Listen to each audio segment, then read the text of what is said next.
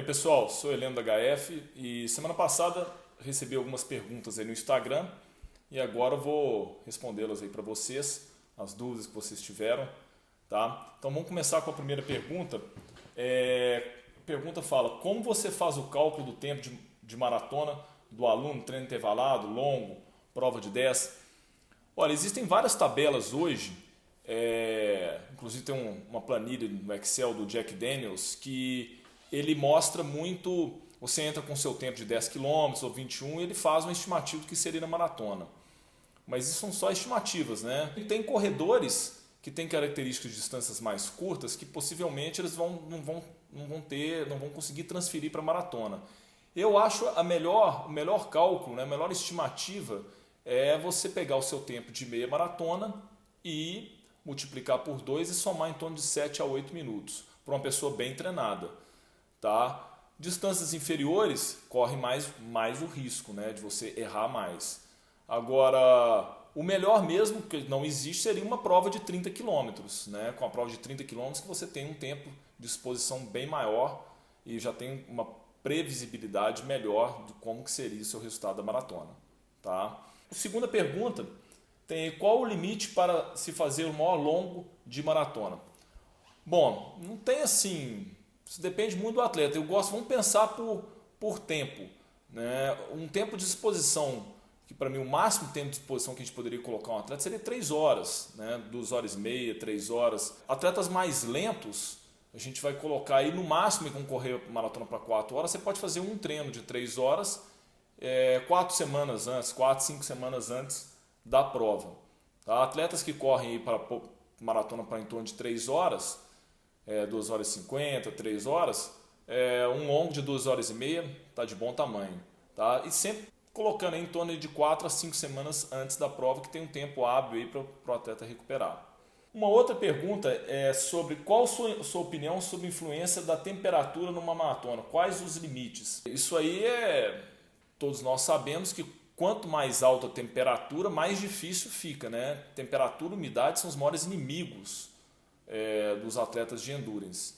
Basta a gente ver que o ano passado, quando foi feito o desafio de novo da Nike, né, do sub 2 horas, eles esperaram lá em Viena, a temperatura estava de 6 a 8 graus, né, se não me engano 6 graus, tá, que são consideradas a temperatura ideal.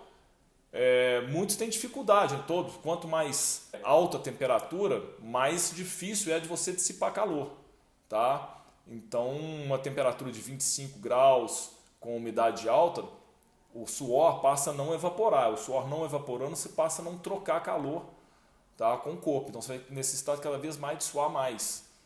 Tá? E aí você não vai refrigerar. Então, a sua queda de performance é grande. Existem gráficos que depois a gente pode mostrar, mas sem dúvidas aí é bem diferente você correr de 10, 15 graus para 25, 30 graus. Então, quem já teve a oportunidade de correr no Rio de Janeiro, é totalmente diferente correr no Rio de Janeiro e correr em Porto Alegre, né, numa mesma época do ano. Uma outra pergunta é como fazer a distribuição de treinos por dia para atingir 120 a 140 km na semana. Primeiro tem que entender se esse atleta ele tem condição de suportar esse volume de 120, 140 km por semana. Isso é um volume alto, normalmente 120, 140 km por semana. Para atletas amadores, normalmente são atletas amadores já altamente condicionados, que eles já vêm numa crescente ao longo de muito tempo. Tá? Primeiro a gente não tem que pensar no volume da semana, vamos pensar no que ele suporta por treino. E se ele consegue fazer, normalmente quem vai treinar 120, 140 km por semana, ele treina todo dia e muitas vezes vai fazer um segundo treino. Tá? Daí que eu vejo a dificuldade disso. Então, que se você pensar que você tem uma média de 16 km por dia, vezes 7, isso dá 7 vezes... vai dar mais 100, dá 105 km na semana, 102 km na semana, né? Enfim, que não chega nem a 120.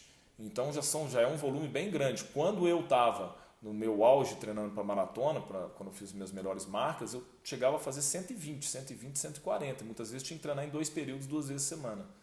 Então essa pergunta tem que ver se o atleta consegue suportar isso. Daí tem que ser gradativo, né? Não tem uma receita. Então tem que ser uma coisa que você vai crescendo aí ao longo do tempo. Uma outra pergunta é: alto volume para amadores experientes faz sentido para você? Faz. Dificilmente você vai ver atletas amadores para uma maratona que já correram para baixo de 2 horas e 30, 2 horas e 40, correndo menos de 100, 120 km por semana. Dificilmente. Tá? Eles vão correr, sim, acima de 120 km por semana. Tá? E possivelmente você vai ver atletas amadores mais lentos que correm para 4 horas a maratona, eles vão treinar com 3, 4 sessões por semana, vão treinar uma média de 50 km, 60 km. E lembrando também que não é só o volume, você tem que ver como que é feito esse volume, se ele tem qualidade no meio. Que não adianta só ser grandes volumes e volumes de corridas lentas, elas não vão ter transferência, você não vai conseguir melhorar seu desempenho só correndo lento a semana toda. Uma outra pergunta é: qual a melhor estratégia de treino para 5 km visando resultado? Bom, tem vários treinos, né? Não é um treino só que faz você melhorar o seu desempenho nos 5 km. Mas tem um treino que ele mostra, que eu gosto muito, que é uma série simples, que é uma série de 1000 metros, por exemplo, 5 tiros, né? 5 séries de 1000 metros, com pausa. Você pode começar com uma pausa de 3 minutos e a cada semana você ir tirando 30 segundos nessa pausa. E fazendo qual o ritmo? Na velocidade pretendida dos 5.000, ou seja, velocidade futura, velocidade desejada dos 5.000 metros. Então você começa, por exemplo, 4 semanas para a prova, você começa a primeira semana com 5 de 1000, descansando 3 minutos, velocidade futura dos 5.000, né? Sua velocidade desejada dos 5.000. Na semana seguinte você faz 5 de 1000 descansando 2,30. Na terceira semana, 5 de 1000 descansando 2 minutos. E na outra semana, 5 de 1000 descansando 1,5 minutos.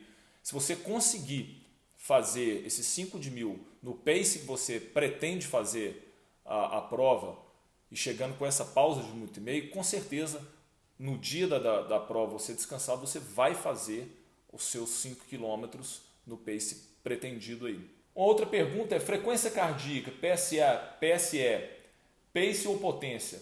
Ou de tudo um pouco? Olha, corrida é relação distância-tempo. Né? Frequência cardíaca, atletas de alta performance não usam mais frequência cardíaca porque sabem que você não corre por frequência, você corre pelo seu ritmo, pela sua percepção. Né? Então acho que tem que ter a correlação percepção com a relação distância-tempo, que é o minuto por quilômetro ou quilômetro por hora. E a frequência cardíaca a gente sabe, um dia quente ela vai estar mais alta, quente e úmido, ela sofre influência da hidratação, do seu sono, dos horários do dia, do seu nível de estresse. Então a frequência cardíaca não é um parâmetro de controle que hoje no alto nível é utilizado. Então a gente utiliza a percepção e, no caso aí, a relação distância-tempo. Hoje existe uma outra que é o sensor de potência colocado no pé, que pode ser uma nova forma de controle para ambientes em que você tenha variação de relevo, variação de percurso. Então, igual numa prova, por exemplo, que tem um atleta que treinou para fazer Nova York, que você sobe e desce o tempo todo, é interessante o medidor de potência, porque aí você vai conseguir monitorar muito mais do que simplesmente se você não tivesse nada ali. Mas lembrando que mais do que a potência, quanto mais você tiver aquele feeling seu, que é a sua percepção, atletas de alta performance têm uma percepção bem aguçada, melhor vai ser. Então sempre treinar a percepção alinhado à relação distância-tempo. Uma outra pergunta é: como melhorar o desempenho em subidas longas? Como melhorar o desempenho em subidas longas? Treinando em subida, né? Quanto mais você treinar específico, melhor você vai estar. Então não tem nenhum segredo, né? É você sair para correr em subida. Agora, lembrando que toda vez que você for subir, você vai descer também depois. E normalmente a descida ela agride mais. Dificilmente você vai machucar numa subida. Agora, a descida você tem, pelo fato do maior impacto, a contração excêntrica aí, você tem mais chances de machucar. Então, cuidado sempre nisso, no retorno da subida. Corro todos os dias, geralmente 12 km. Você aconselha isso? Olha, para a saúde, para manutenção é ótimo, mas você possivelmente correr todos os dias 12 km, você vai chegar a um ponto que o estímulo vai ser o mesmo, possivelmente você não vai ter nenhuma melhora de desempenho. Tá? Então, para a sua saúde, para o seu bem-estar, tudo bem, mas não espera nenhum resultado diferente disso. Uma outra pergunta: até que faixa de idade a corrida de longa distância pode ser considerada um benefício? Eu acho que não tem muito limite. O ano passado eu tive na maratona da Filadélfia e eu encontrei com um atleta que ele tem 73 anos e já tem várias maratonas e tem um recorde de 2 horas e 53 na maratona com 73 anos. Eu conversei com ele, ele treina em média 130 km por semana. Ele é magro e agora já vem fazendo isso há muito tempo. Super saudável, né? Isso depende de cada caso. Tem pessoas que com 50 anos não vão poder correr muito por uma série de limitações físicas, articulares, né? Que ocasionaram aí ao longo do tempo. E tem pessoas que se cuidaram que vão poder correr até 70, 80 anos. Isso varia muito de cada caso. Eu acho sempre a corrida é uma modalidade saudável. Agora tem que ver como que ela vai ser feita. Uma outra pergunta: qual o melhor treino para ganhar velocidade na corrida? Olha, para ganhar velocidade, depende de que tipo de corrida, né? Se a gente pensar na corrida de 100 metros, você vai ter que fazer tiros de 30 metros, 20 metros, saída de bloco, né? Para você melhorar a sua velocidade de 100 metros. Vamos pensar para 10 quilômetros. Se você fizer tiros de 100 metros, 150, 200 metros, você vai melhorar a velocidade? Vai, mas são velocidades muito acima da velocidade que você vai correr uma prova de 10 quilômetros, né? Então, se você corre, faz tiros curtos, ele vai trabalhar, ele tem um propósito, que vai trabalhar melhorar a sua postura, melhorar a sua economia de corrida, a sua mecânica, né? Vai trabalhar outro tipo de fibra muscular, mas você imaginar que você vai correr. A pergunta é: você vai lá, faz 15 tiros de 200, uma velocidade de 800 metros, se eu estivesse correndo 800 metros ou 1500. Você não vai conseguir sustentar essa velocidade numa prova de 10 quilômetros, né? Você vai melhorar a sua velocidade, mas você não consegue sustentar. Então você tem que trabalhar as duas coisas. Como você vai melhorar a sua velocidade? Você tem que trabalhar a velocidade, mas tem que lembrar que você tem que sustentar essa velocidade também, né? Não adianta só você treinar a velocidade e não ter a capacidade de sustentação. Então, em todo treino, pense sempre sobre isso, né? Não adianta o atleta ser rápido e não conseguir manter. Imagina se o Usain Bolt conseguisse manter os 9,53, 9,57, 9 segundos e 57 centésimos, 53, não sei se foi o recorde, por 1 quilômetro, né? Ninguém conseguiria acompanhar ele. Acontece que ele entra em fadiga e não consegue manter, né? Então, a grande questão é essa: você tem que correr mais rápido, fazer os treinos de velocidade, mas você tem que pensar em sustentar também, tá? Então não tem um treino melhor para melhorar a velocidade. Tem vários treinos que vão fazer você melhorar a sua velocidade, correr mais rápido, desde o 1500, 800 até a maratona. Uma outra pergunta: tem muita resistência, mas pouca velocidade. Bom, primeiro a gente tem que entender o que você está pensando que é sobre velocidade. Velocidade pura mesmo é até 6, 7 segundos. Então seria aí 60 metros, 50, 60 metros. E resistência, o conceito de resistência na corrida é a capacidade de você manter a velocidade, você está por um determinado tempo, tá? Então, um atleta de 1.500 metros, ele é mais resistente do que um atleta de 5 km comparado quando ele está correndo 1.500, porque ele consegue resistir mais na velocidade de 1.500 do que o corredor de 5 km consegue. Agora, mas ele não é mais resistente do que o corredor de 5 km quando ele vai correr 5 km, que ele não consegue manter a velocidade que o corredor de 5 km consegue manter, né? Um maratonista, por exemplo, ele é mais resistente quando ele vai correr a maratona do que um corredor de 10 km vai correr uma maratona, porque ele consegue manter aquela velocidade de maratona por mais tempo, consegue resistir àquela velocidade de maratona melhor do que o corredor de 10 km. Então, a resistência é a capacidade de você manter a velocidade por um determinado tempo. Uma outra pergunta que foi lançada é: qual você prefere para melhor marca, maratona, Berlim ou Chicago? Olha, eu tive a oportunidade de correr as duas provas e vamos falar, tanto Berlim quanto Chicago são provas rápidas, planas, o clima é bom, boa organização, tem o fato que é legal, que você larga e chega no mesmo ponto, tá? Agora, eu prefiro a questão, se for para escolher as duas, eu prefiro correr Chicago por questão de fuso horário. A única diferença que tem é essa. O fuso horário, Berlim você tem 5 horas para frente, então eu, por exemplo, tenho mais problema com isso, com o fuso horário, tá? E Chicago você tem 2 horas para trás. Então é a única diferença que tem para mim. Normalmente são duas provas excelentes. Qualquer uma das duas que você for correr, você está bem servido aí. Uma outra pergunta é sobre maratona. Qual prova você acha mais dura, Boston ou Nova York? Olha, maratona é sempre duro, mas eu costumo falar que Nova York, a prova, ela é mais, vamos falar, mais lenta porque são 5 pontes, e você tem a ponte principal ali, que é no quilômetro 24, que é a ponte do Queens, que você sai do Queens e chega em Manhattan. Elas são 2 quilômetros de ponte, e você sobe, é um momento que você fica sem som, né? O som das músicas, o povo gritando, então é muito vento ali, frio, tá? E é um quilômetro difícil, né? Que é um momento que você já passou metade da prova, não tem muita coisa para correr, né? Então é a prova mais lenta por causa das pontes, e o final da prova dentro do Central Park também você sobe e desce. Mas é uma prova das provas que eu já corri de todas as majors, foi a que tem a melhor energia, tá? A melhor torcida, organização.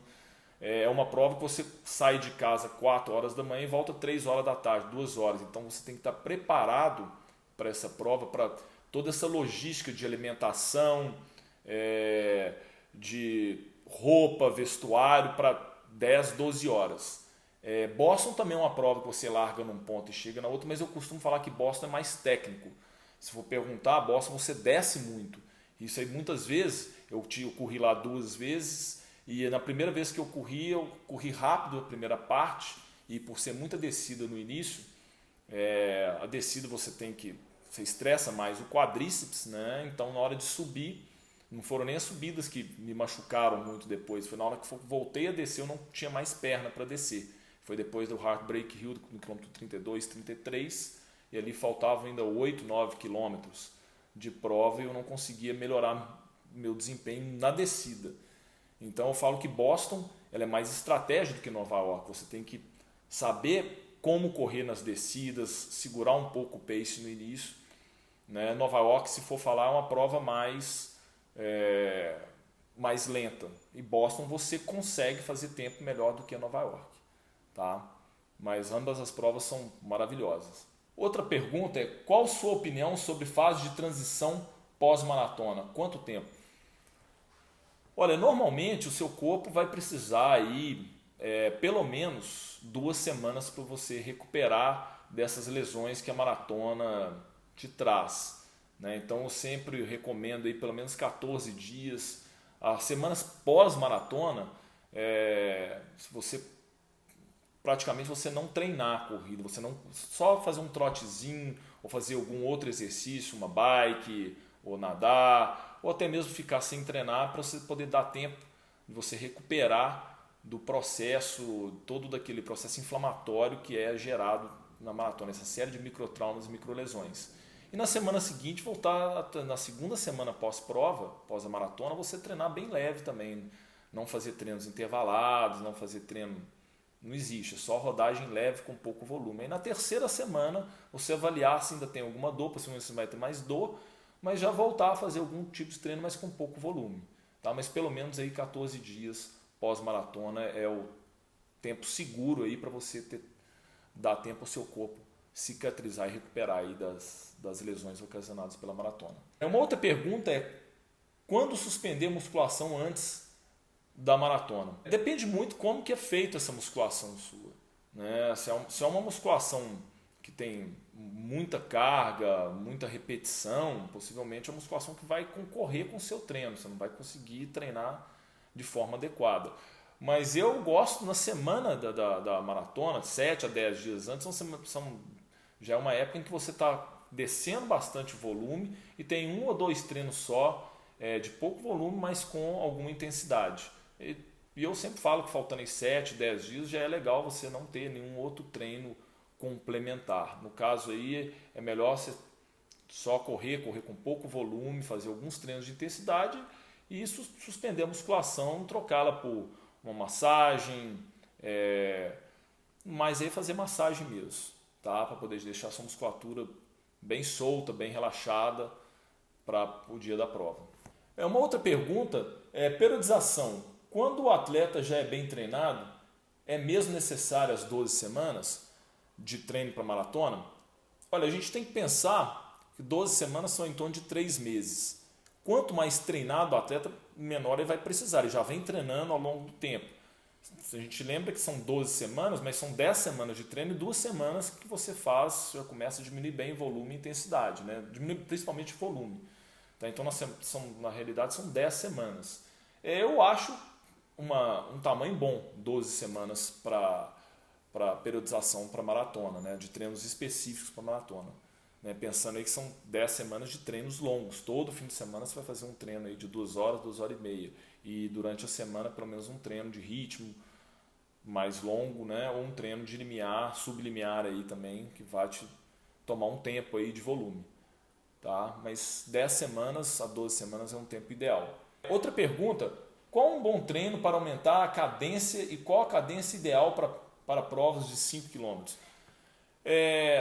Eu não sei, eu nunca preocupei muito com cadência. O meu modo de ver, de treinar, não existe uma cadência ideal para prova de 5 km ou 10 km, não tem esse número mágico. O que eu sempre falo é que quanto mais rápido você correr, maior vai ser a sua frequência de passada, maior vai ser a sua cadência. Dificilmente você vai ver uma pessoa correndo a 20 por hora, 3 minutos por quilômetro, com 150 passos por minuto. Né? Ela vai estar ali 180, 190. E também se você tiver uma pessoa correndo a 6 minutos e meio por quilômetro, 7 minutos por quilômetro, que é uma corrida lenta, dificilmente ela não vai conseguir correr a 170, 180 de cadência, passo por minuto. Tá? Se ela tiver num pace lento e correndo isso, ela não vai ter o ritmo, a passada dela não vai ser completa. Tá? Ela vai praticamente correr, a gente brinca igual o Fred Flintstones, né? Na pontinha do pé, na corridinha rápida, e que não vai dar tempo dela fazer todo o processo todo da passada. Tá? Então não tem essa cadência ideal. A gente pode guardar que quanto mais rápido você correr, maior vai ser a sua frequência de passada, a sua cadência. Uma outra pergunta, para quem gosta de correr quase todo dia, como fazer para evitar lesão pelo volume? Isso é difícil porque é muito particular. A lesão por volume, a gente não sabe muito bem definir se a lesão é por volume ou se é por intensidade. Não tem um fato aí. O que tem que ser é tentativa e erro. Você vai correndo, não tem um número certo. Tem você ter essa percepção que você ir treinando e escutando, sentindo o seu corpo. Para eu chegar a fazer o volume que eu faço hoje, foi uma coisa gradativa. Eu treino hoje em média 100, 110 km por semana. Venho fazendo isso já tem 8 anos. Mas antes disso, eu treinava 60 km. Eu fui aumentando, gradativo até meu corpo aceitar a treinar 100, 110 km por semana. Então o mesmo deve ser feito. Se você treina uma média de 50 e quer treinar 80, você deve ter uma progressão sistemática, levar isso pensando em a longo prazo, tá? E vendo se seu corpo vai aceitando isso. Tá legal? Periodização para uma maratona sub 3 horas. Melhor 14 ou 16 semanas? Olha só, independente da periodização, independente de ser sub 3, sub 4 ou sub 2 horas, uma periodização para maratona gira em torno aí de 10 a 12 semanas de treinos específicos. Eu acho 14, 16 semanas, muita semana de treino específico para maratona. A gente tem que pensar que quando você vai fazer uma maratona, você não simplesmente vira e vou começar a treinar agora para maratona, faltando 3 meses. Você já vem treinando para outras distâncias. Né? Você vai só colocar o seu treino mais específico para a maratona. Você não sai do zero e vai treinar maratona em 12, 14 semanas. Isso não tem jeito. Quem faz isso, o final não é feliz. Né? Pode saber que vai ter algum tipo de problema. Então eu falo que o treinamento é o ano inteiro, é a vida toda. E quando você decide fazer uma maratona, aí você vai definir que você vai ter 10 a 12 semanas de treino específico para essa maratona. Que vão ser treino toda semana, uma sessão pelo menos de treinos mais longos, de 2 horas, 2 horas e meia de corrida, uma sessão também de treinos de ritmo de maratona, e isso por 10 a 12 semanas. Uma outra pergunta que enviaram é: qual o percentual de treinos em alta intensidade deve ser feito por semana para maratona? Quando a gente fala em intensidade para maratona, a gente vai pensar, seria os treinos de qualidade, seria o treino de ritmo de maratona, o treino de limiar e o treino de VO2 máximo. O treino de VO2 máximo a gente não deve deixar passar tipo 10% do volume semanal, né? O treino de ritmo de maratona, normalmente eu gosto de treinar em torno aí de 1/3 da prova até 2/3. Então seria de 14 até 28. Lembrando que 28 km de ritmo de maratona são 2/3 da distância. Isso aí só atletas altamente treinados, atletas experientes que vão fazer esse tipo de treino. E lembrando que um dia que você fizer um treino desse, que é um treino longo, ele já substitui o seu treino longo, você vai precisar de um tempo grande de recuperação. Tá? Você precisar, possivelmente, se você fizer 28 km de ritmo de maratona, você vai precisar ir pelo menos de 4 a 5 dias para uma nova sessão de qualidade de treino. E os treinos de limiar, que devem ser feitos em todo o período, eles na fase específica de treino de maratona, eu sempre retiro muitas vezes o treino de VO2 e coloco o treino de limiar. Então você passa a ter na semana 3 sessões de treino. Uma sessão de treino longo, uma sessão de treino de ritmo de maratona e uma sessão de treino de limiar. Limiar é uma sessão mista, né, que pode ser limiar com VO2.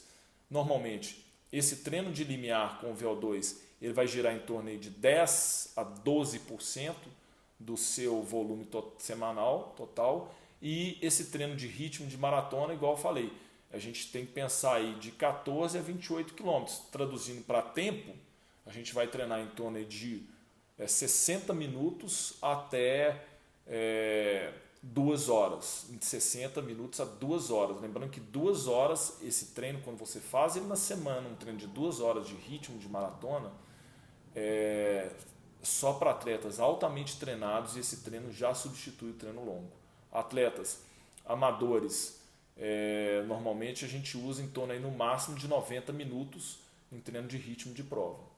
Tá? Mas isso tudo tem que ser bem dividido num ciclo, numa semana de treino, para que o atleta não tenha sobreposição ou de excesso de volume ou muita intensidade na semana. Ok? É isso aí, pessoal. Estou à disposição aí para novas perguntas e para a gente poder responder aí no Instagram. Obrigado.